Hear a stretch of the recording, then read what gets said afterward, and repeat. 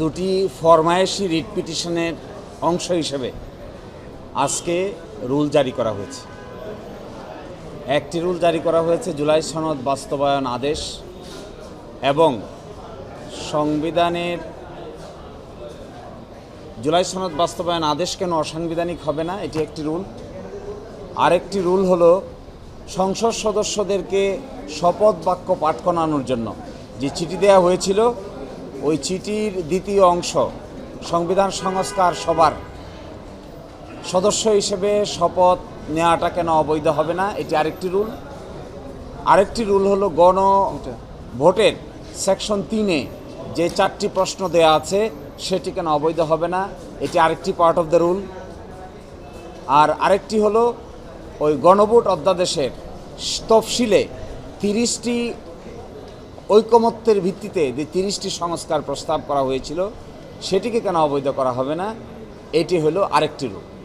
এই 4টি separate rule জারি হয়েছে দুটো রিট পিটিশনে। আমরা মনে করি 5ই আগস্টের পরে যে সংস্কার কর্মকাণ্ড পরিচালনা করার জন্য যে উদ্যোগ নেওয়া হয়েছিল, সেই উদ্যোগটাকে রাজনৈতিক মতকের বাইরে নিয়ে এসে আদালতের সাবজেক্ট ম্যাটার বানানো হলো।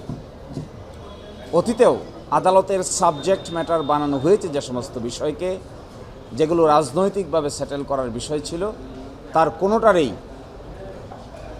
ভালো ফলাফল আমরা দেখতে পাই না।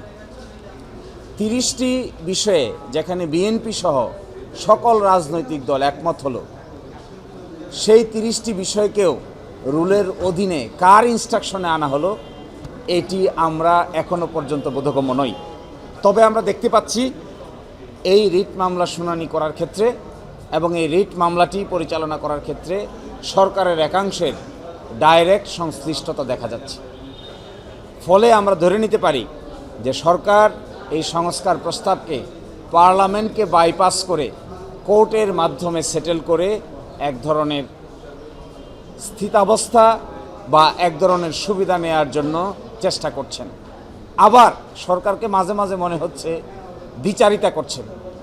এই দ্বিচারিতার অংশ হিসেবে গতকালকে তারা প্রস্তাব পাঠিয়েছেন যে ডেপুটি স্পিকারকে বিরোধী দল থেকে দেয়া হবে, নামের প্রস্তাব চেয়েছেন।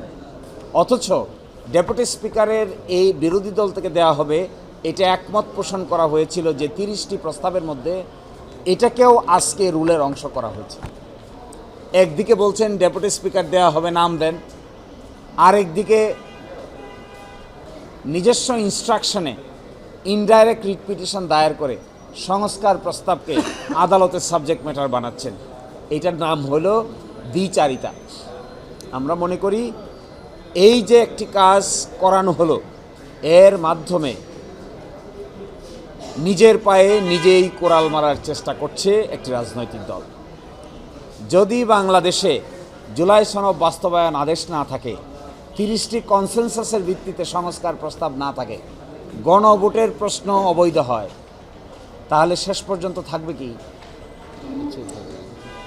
শেষ পর্যন্ত নির্বাচন থাকে, সরকার থাকে, নিজের গদি থাকে, সব কিছুই বড় ধরনের প্রশ্নের সম্মুখীন হবে। তো এই দায়িত্ব তাদেরকে নিতে হবে যারা এই প্যান্ডোরার বক্স ওপেন করাচ্ছেন। They have to take the responsibility on their shoulder. জাতীয় জীবনের এত বড় গুরুত্বপূর্ণ বিষয়কে ডিজাইন করে আদালতের সাবজেক্ট ম্যাটার বানিয়ে পার্লামেন্টকে পাশ কাটানোর যে কৌশল, এটি অতীতেও ভালো কোনো কৌশল হিসেবে প্রমাণিত হয় নাই। So again the same strategy is being administered by this some group of people, and our reaction is this type of activity is neither possible, neither desirable nor practicable.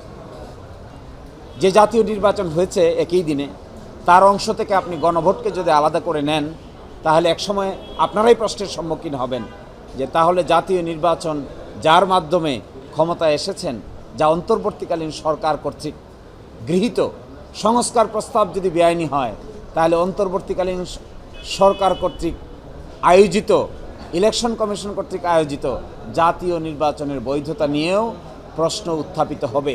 আপনারা এর কনসিকুয়েন্স সম্পর্কে ভেবেছেন কিনা, না ভেবে কাজ করছেন কিনা, আপনাদের মধ্যে এগুলো নিয়ে অনুশোচনা আছে কিনা, আপনারা এগুলো আলোচনা করেছেন কিনা, এইগুলোই আমাদের কাছে সবচাইতে বড় $1 million কোয়েশ্চেন।